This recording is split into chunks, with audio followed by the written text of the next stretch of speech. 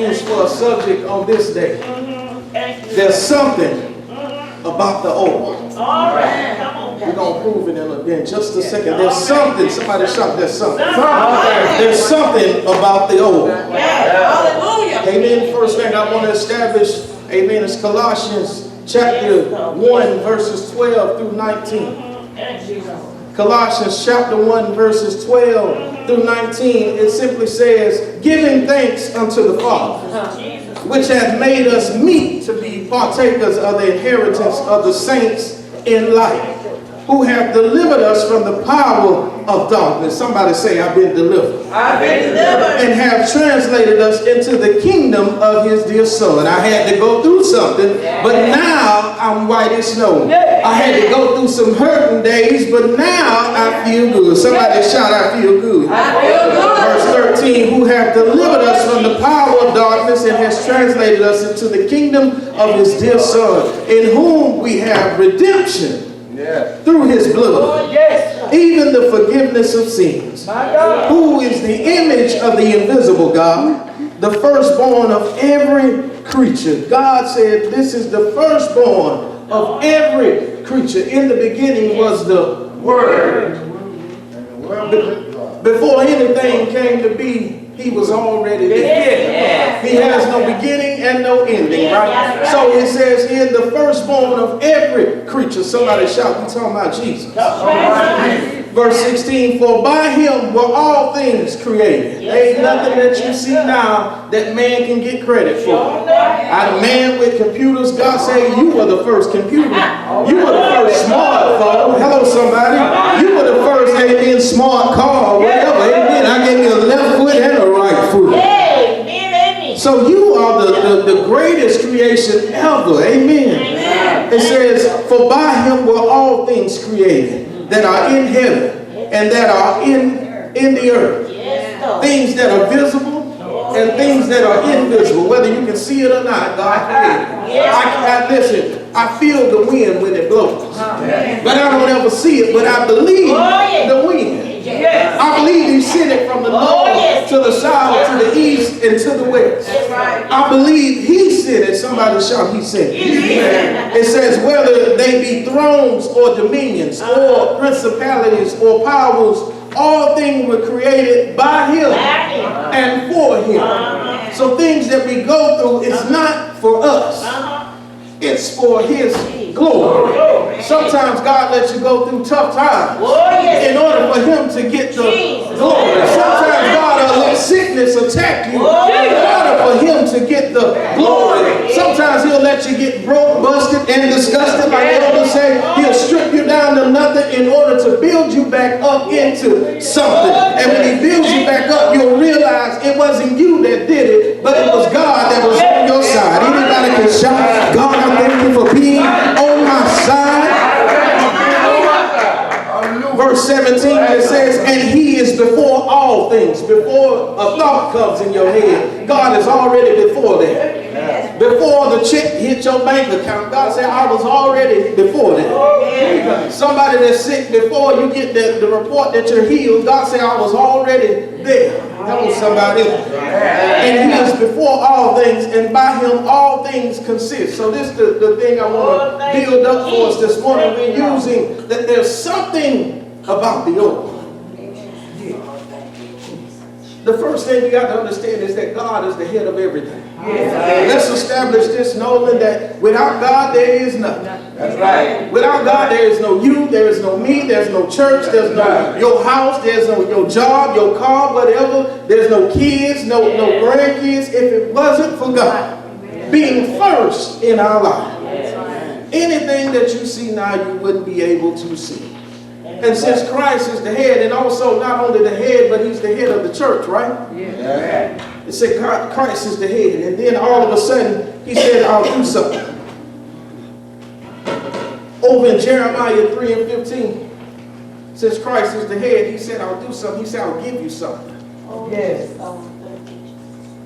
In his absence, in his visible, I should say, in his visible state, God will use a man or a woman to stand in a position and call them pastor. The messenger of God. Amen. can't take his place, but he allows us to be his managers. Hello, somebody. We're not the owner, but we're the manager. The Bible says, I want you to get that church together, and I want you to iron out all the spots and the wrinkles, and I don't want no blemishes, and I want you, when I come get my dry cleaning, hello, somebody, I want you to have it and hand it to me with no spots and no wrinkles. In other words, I want it perfect just like it came. Hello, somebody. The way that I gave it to you, I want it back the same way. Matter of fact, I want you to do a little something with it. I want you to lay that the pants flat, and I want you to crease them up real good. Amen. Make them look good for me. Jeremiah 3:15, he says, and I will give you pastors according to mine heart, which shall feed you with knowledge and understanding. What's my job? To feed you with knowledge and understanding. It's hard to feed people who don't want to eat. It's hard to feed people who always got an excuse for something. That's why you remember the man that created the feast? He sent a servant out and said, the feast is ready. Go out and tell them that have been invited to come. And one by one, what did they do? I got something. I just got married. I just bought a piece of land. I just bought some oxen. I don't know if they good. We always come up with excuses. But my question to you is, what if God had an excuse in blessing you? What if God was slack in his promise? What if God turned his head and turned his back on you and said, I'll holler at you maybe next week or maybe the week after. I'll give you $1. I ain't going to give you the 100. I'll give you the $1 because I feel like I need the 99 because I got something to do. What if God turned his back on you when you called on him? What if God said, I don't need you? He said, I'll give you pastors. Yes, he did. According to my heart, which shall feed you with knowledge. Amen. One thing about it, I remember it says that the oil flows down. My Lord Jesus. The oil falls off of his beard. Yes, Lord. Falls on the man. Yes, Lord. Falls off of me and falls onto you. Oh, yes. You take the oil and you're an evangelist now. You take the oil and pour the oil on somebody else. But it's one oil that came through many, what can we say? Many cups, many vases. But it's one oil. Somebody shout, it's one oil. It's one oil that comes from God. Now, one thing I want you to understand, where we have in this world now, we have sheep. And sheep sometimes get caught up in the things. Hello, somebody. One of the things sheep get caught up in is that sheep get their head caught up in briars. Anybody know what a briar is? Yes, sheep sometimes get their head stuck in the briar. And they die. Somebody shout, they die. Yeah. Why do they die? They die trying to untangle themselves from the briar. All right. Thank you, Jesus. Not only do they sometimes die because they get tangled up in the briars, but sometimes the sheep will have these annoying flies that like to torment the sheep by laying eggs inside of their nostrils. Y'all know how it is when you walking and the fly or something hit you in the face. It feels like your whole body mixed up. You can't get nothing. It feels like you hitting in the nose and you in the lip. But these annoying flies, they'll go inside of the nostril of the sheep and they'll lay eggs. Hello, somebody. And these eggs, in turn, will turn into worms. Not only will they turn into worms, but they'll drive the sheep to beat their head against the rock. Because they're trying to get some kind of relief. What you saying, Pastor? Sometimes there's some things that attach itself to you that cause you to do things that you shouldn't be doing. I shouldn't be knocking my head against the rock. Amen. I should be accepting the rock. Amen. Who is the rock? Jesus. Amen. I just want to throw that out there to see if y'all will get me. But sometimes these sheep will beat their heads on the rock and they'll knock themselves out and bleed to death and die. Not only do the sheep have to deal with the briars, getting trapped in the briars, and then having to deal with the flies that lay eggs that turn into worms, but the sheep also have their eyes and their ears are fair game for some other kind of insects. All right. Imagine you can't do nothing. A sheep don't have hands like us to move. No. They can't do nothing. So anything that hit their face, they only have to use what they. Anything get in your eye, what can you can't really do too much. Amen. Anybody ever had something in your eye and it just seemed like it can't get out? I don't care who grabbed your eye and blew in it. Seemed like it was something that was just stuck there. Imagine a sheep going through life with these flies and insects that just bother them all day long. Christ showed me something. He said, but there's something that I do. I give the sheep a shepherd. Yes. Not only do I give the sheep a shepherd, but I give the shepherd some oil. Watch this. He gives the shepherd some oil. And the shepherd goes around and he anoints every one of his sheep. He anoints their heads, their face, and he anoints their back. And can somebody tell me why he anoints them? Because he covers them. All right. Because when he covers them, guess what? If they ever get caught up in another briar, the oil will allow them to free themselves. If you ever get caught up in something, if you're covered by the oil, somebody shout, if you're covered. If you're covered by the oil will make a way of escape. Hello, somebody. When you couldn't get yourself out, the oil, somebody shout the oil will get you out. I don't know about you, but I found myself many times tangled in the way, tangled in the briar. Amen. Like you said, we were wretch undone. Amen. A sinner that deserved death, but I thank God that he put some oil on me. And the oil allowed me to escape hell and walk into my purpose. Somebody shout, thank God I got away. Thank God for the oil. There's something about the oil. After the shepherd anoints every one of the sheep weekly with the oil, the sheep find peace. The flies that try to land in their nostrils and lay eggs, the flies can't land. All they do is their little feet can't do that. They just sit there, they're trying to land. When they realize they can't, they fly off. God said, that's why I put a covering around you. That's why Satan said, Lord, you know you got a hedge around Job. You say, you know I can't get to him because there's a hedge. I got news for you. God has put a hedge around you. And there's a reason why the enemy can't penetrate you. Amen. Because somebody shout, I'm protected. I'm protected when I sleep. I'm protected when I'm up. I'm protected when I go. I'm protected when I come. I'm protected in the city. I'm protected in the field. No matter where I am, no matter what state I am, somebody shout, I am protected. I'm protected better than God goes. Somebody shout, I'm protected. Somebody shout, I'm protected. See, I got some people that's protected. I'm protected more than Flo or Jamie from Progressive can ever do. Somebody shout, I'm protected.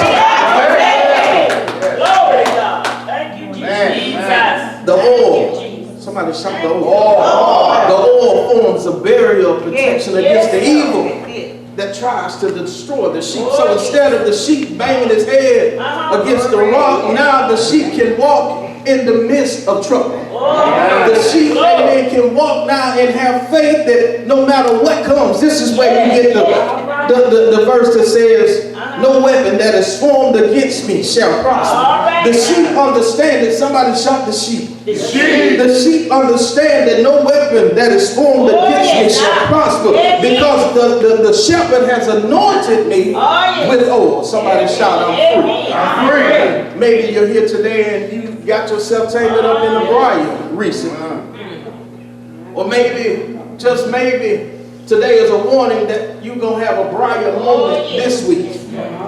God is saying, I want you to remember today Remember what my shepherd told you. Yeah. When you're covered by the oil, Yeah. My Lord. the briar moments don't last long. All It right. may seem like you're stuck, but God said, I'll put you in reverse. You won't be stuck in neutral. I'll give you a reverse. Somebody shout reverse. In other words, I'll back you right back out of what and pull you in. I want to give you 3 key points and I'm going to get out of your way. Key point number 1 is that there's deliverance in the oil. We already established that God is the shepherd and everything that will ever be, he created. And then God, in his place, he assigns a pastor to a body. The pastor has a job to give wisdom and knowledge and lead the church in the right direction.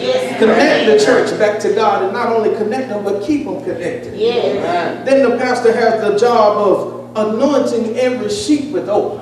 All right. Because of protection, but there's deliverance. Key point number 1, there's deliverance in the oil. Psalms 23 verses 1 through 6, it says, the Lord is my shepherd. Yes, he is. I shall not want. Anybody can say that the Lord truly is good shepherd. I shall not want. Verse 2, it says, he maketh me to lie down in green pastures. He leadeth me beside the still waters. Now, doing all of this, guess what? There's some briar moments. There's some insects and some flies that are trying to get a hold of this person. But he's saying, the Lord is my shepherd. I shall not want. He maketh me to lie down in green pastures. Amen. I'm going through something, but God will give me good sleep. He leadeth me beside the still waters. Waters that were once in my life raging. Now God said there's still waters. He restored my soul. He leadeth me in the paths of righteousness for his name's sake. We say that whatever God does, he'll always get the glory. It ain't about me. It ain't about you. Somebody shout, it's about God. Because he'll restore your soul and lead you in the path of righteousness for his name's sake. Verse 4, yea, though I walk through the valley of the shadow of death, I will fear no evil. For thou art with me. Thy rod and thy staff, they comfort me.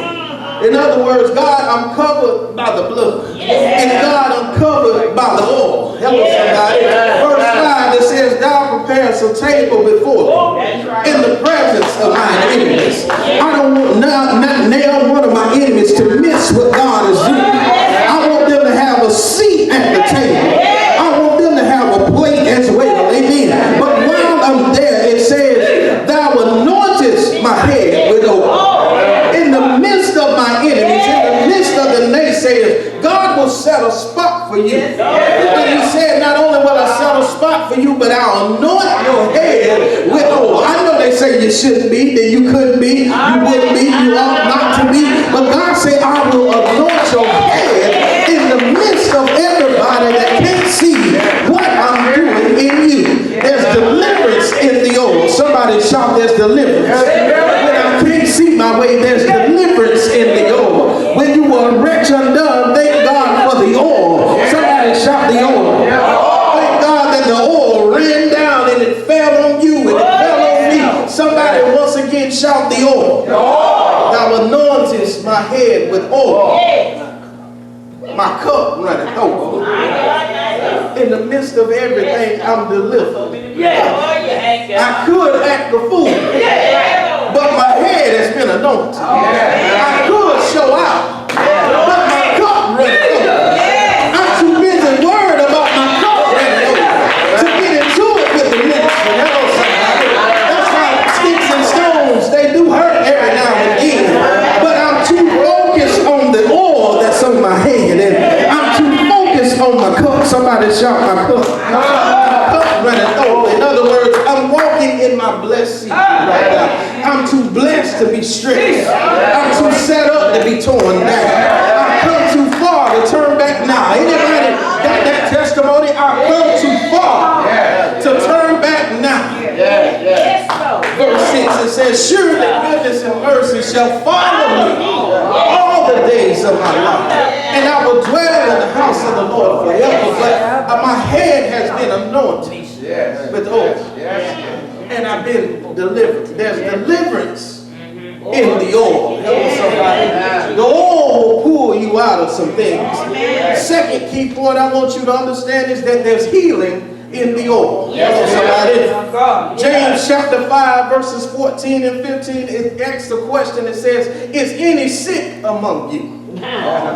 Any sick among us? I had one that I knew about and I called it out. Amen. It says, any sick among you, let him call for the elders of the church and let them pray over him. Not only pray over him or her, but it says anointing him with oil in the name of the Lord. Why do you call on the pastor when you're sick?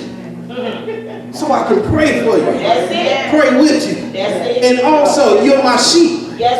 My sheep need oil on you. You're stuck in a briar moment. The oil will bring you out. Somebody shout, it'll bring you out. If you call on me. Sometimes I don't get no calls though.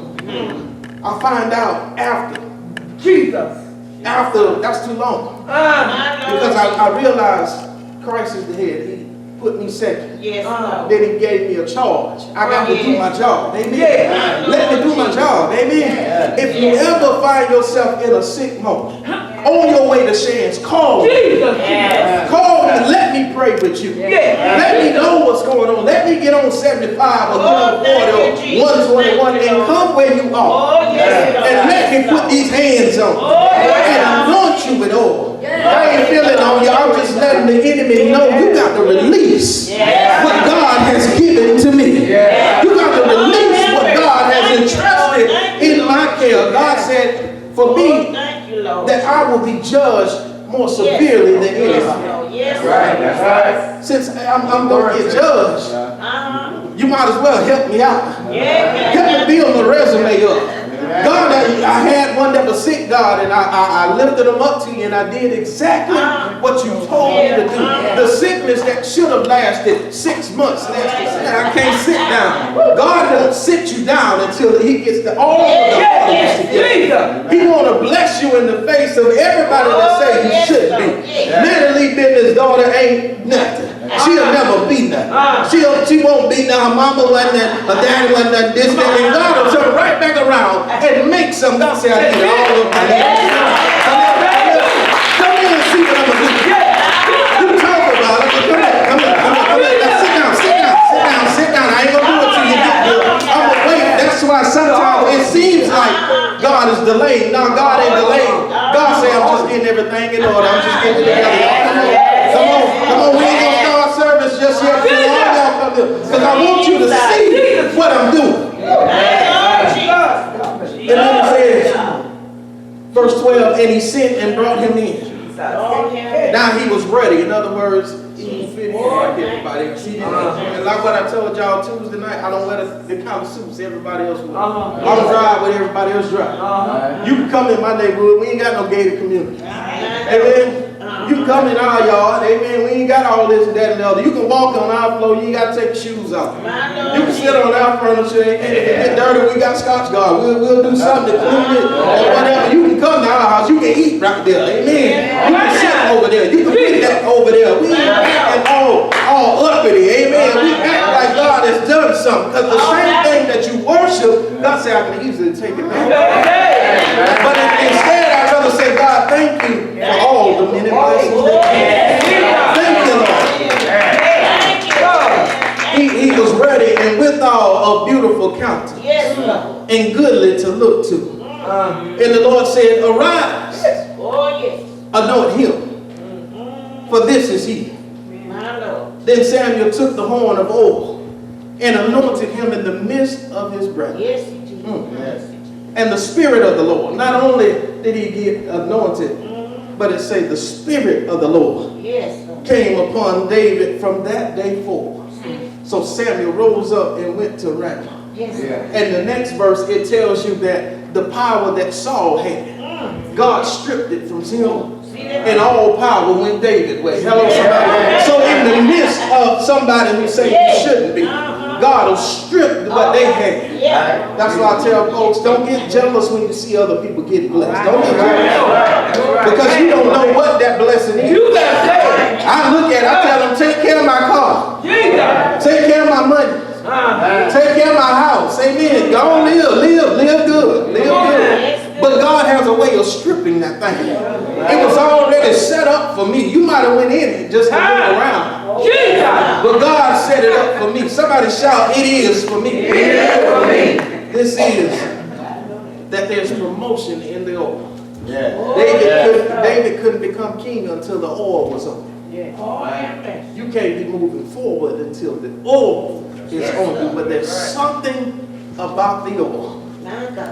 The oil will make you live right. Yes. The oil, amen, it'll free you when you need to be free. Oh, yes, it will. Deliver you and heal you and restore you.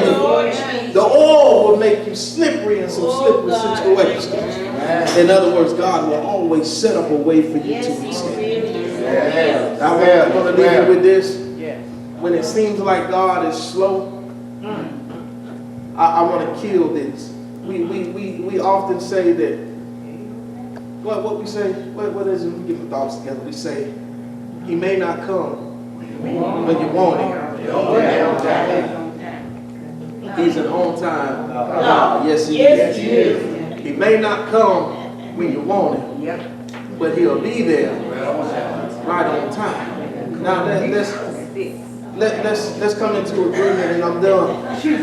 The agreement I want you to understand is that God does not have a Rolex. God does not have a Timex. What is this? He don't have a Fossil, a Michael Kors. He don't have an Invicta watch. He don't have a Casio or any other name, Tommy Hilfiger watch. Whatever. God don't have one. He don't possess it. Neither does he wear one. So sometimes it seems like he's slack, but God said, I don't operate in your time. Your time operates in me. In other words, you just got to hold on until I get there. I've already been there, but the answer will show up sooner than you think it is. But our problem, sometimes we want God to move like this. God said, while you're worrying about that problem, I've already worked out 20 more problems. Because as soon as I move that problem, another problem slid up. You know, like a vending machine, you know, you put your money in it, the one you can look at, you put E5, E7, and whatever it is you hit, them snicker, that snicker, everything else, it fall out, what happened? The next one will slide forward. Or you go down here to the gas station, go in there and get you a ginger ale or a Gatorade. You pull that first one out, something else going to slide up there. God says, see, sometimes that's how you got to understand how I'm working. You worried about the first problem, thinking that's it. There's a whole line of problems. And I work in my own time. But when I get to the end, you will know that I'm at the end. But there's something about the oil. Amen. Anybody glad that you got the gold? There's something about the oil. There's something about the oil. So to all my sheep, I say, this week, from my experience, watch this, from my experience, from trying to fry chicken and pork chops and shrimp and french fries and all this, that, and the other, I noticed something.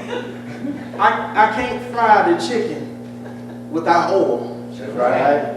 I can't fry pork chops without oil. That's right. I can't fry shrimp or fry french fry. I don't care all this stuff they talking about the air fry.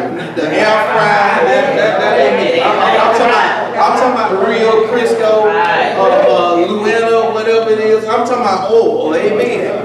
I can't fry chicken the way that I want or fish the way that I want until I have oil. And not just any kind of oil, but oil that's been designed to be heated up to a high temperature. In order for the chicken, the shrimp, or the french fries, the pork chops, or whatever, the oil got to be heated up in order for it to be cooked. Because there's some stuff that'll get a hold of that chicken called salmonella. And if you got salmonella that's attached to the chicken, that salmonella can kill you. So I need the oil to heat up. I said, I'm going to get somebody. I'm going to get somebody. Somebody going to get with me in a minute. When the oil is heated on the stove, you know, we pour the oil in there, and I've learned I got to do something. Watch this.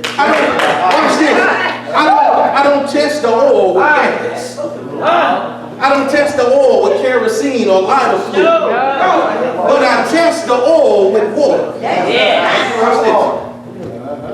That water that you're fetching, you're going to drink it and be thirsty again. But this oil, this living water, the water that I give, you shall drink and never thirst anymore. So I've learned to run over. He got a faucet that never runs dry. And I've learned how while the faucet is on to get a little bit on my hands. And I get ready and I drop it in the oil. And when I drop it in the oil, if the oil is ready, it's going to let me know it's ready. It's going to let me know that it's ready. So what am I saying? This week, amen, you may have to have your oil turned up a little bit. But if the oil is turned up a little bit, just know that you can run over and get the water and say, Lord, I want to just make sure that it's right because too much hell is coming my way. Since it's too much hell is coming, Lord, I'm going to get a little water and I'm going to test it. I'm going to make sure because God, you said that you will turn everything around for my good. And I'll go back and get a little bit. The oil ain't hot enough. They ain't hating on me enough.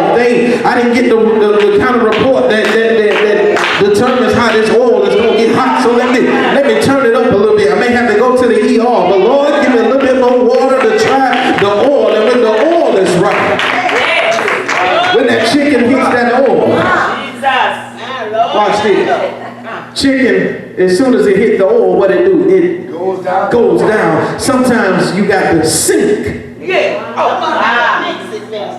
But when everything is working together, that chicken say, I can't stay down no longer. Now, I got to rise. And I noticed something. I said, I cooked a piece of chicken, the whole wing one day, and I dropped it down, and then I noticed something poking up out of the grease was his wing. Somebody will get it in a minute. His hands went up. And I had to look at it and say, look at how God will speak to you. When his hand went up, I believe his little wing went back and said, Lord, I thank you for rising me from the bottom to the top. And I did it real good. I took it out while it was still hot and I put some Louisiana on it. Hello, somebody. This week, your oil may have to get heated up.